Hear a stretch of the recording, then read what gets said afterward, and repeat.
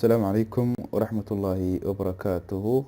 Daawadayaal kusoo dhawaada channelkeeni Axsaab Production oo aad kaga baratay casharo ku saabsan editingka iyo designinka iyo waxyaabo lamid ah computingka. Casharkan waa casharkii afraad. Waxaan ku baran doonaa wax la yiraahdo soo ujeedin waxaan soo baranay quick selection tool. Marka waxaan baran doonaa quick selection tool. Marka insha Allah soo ujeedin sawirkan ayaan ku sameyn doonaa waxa la yiraahdo quick selection tool. Marka quick selection tool waa fudud yahay oo uu ka fudud yahay waxa la yiraahdo lasso toolkii. Marka waxa sameynaysaa uu kaliya yahay waxa way marka doorato laba uu leeyahay quick selection tool iyo magic wand tool. Marka quick barawayna balse u shaqeeyo waa ku rufaysaa uu kaliya yahay colorku bedelaya. Marka uu saan u doorto waxa tagaysaa qaybta kore wuxuu leeyahay plus iyo minus. Marka minus ka saad ku bedelaysaa marka banaanka u bixinaysaa sidoo kale wajiga halkan banaanka u bixi. Marka hadda soo ujeedid wax walba waa select gareysan yihiin.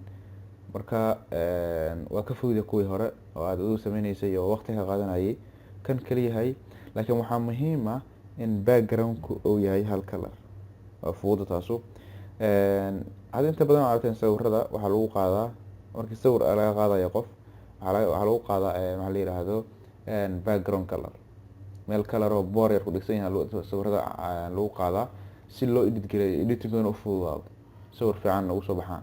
laakiin hadii sawir anoo maqaayad joogan sawira ka edit gareeyaha way adkaanaysaa waxay qaadanaysaa waqti inaad time geliso noqonaysa laakiin sawirada background-ka hal color ah lagu sawiro waa fudud yihiin oo kaliya yahay waxa la isticmaalayaa quick selection toolka. Annaga marka control D oo la mid ah select gareynta ka qaad waxaan aadaynaa bal qaybta labaad oo ah magic wand tool. Magic waxa uu daaranayaa oo kaliya yahay inta isku colorka ah soo ujeedid colorkaas wuxuu soo qabanayaa bulug maariga ama colorkaas colorka u taqaanin waa colorkaas oo qabanaya marka haddaan halkan keeno colorkaas oo qabanaya haddaan cadaankan hoose keeno kaas oo qabanaya. Marka waxaan filayaa inaad isna fahantay qaabku u shaqeynayo.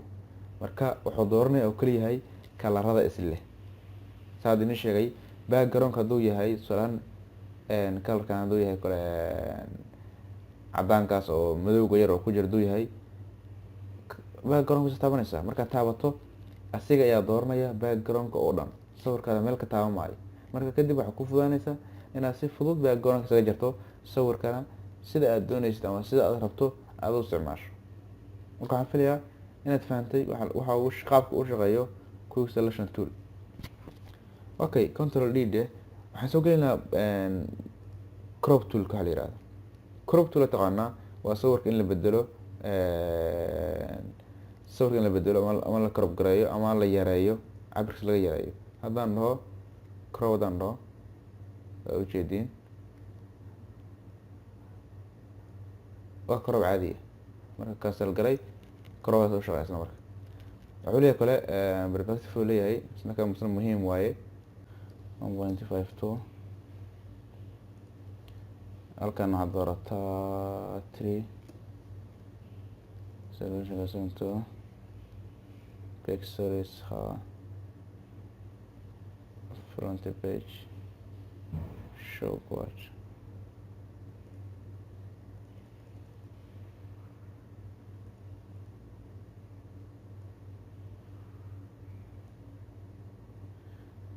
marka soo ujeedin wax walba diyaar.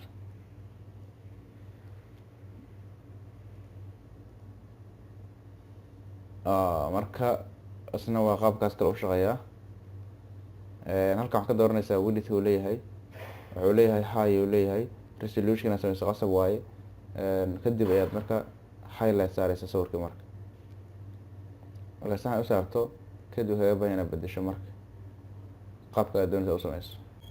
Marka waan filayaa inaad fahantay ana ka faa'iideystay labadan tool quick selection tool iyo crop. Fadlan hadda ku cusub tahay channelkeena subscribe garay sidoo kale page-keena like saar muuqaalkana daawaneysana si share garay si ay asxaabta uga faa'iideystaan. Assalaamu calaykum waraxmatullaahi wabarakaatuh.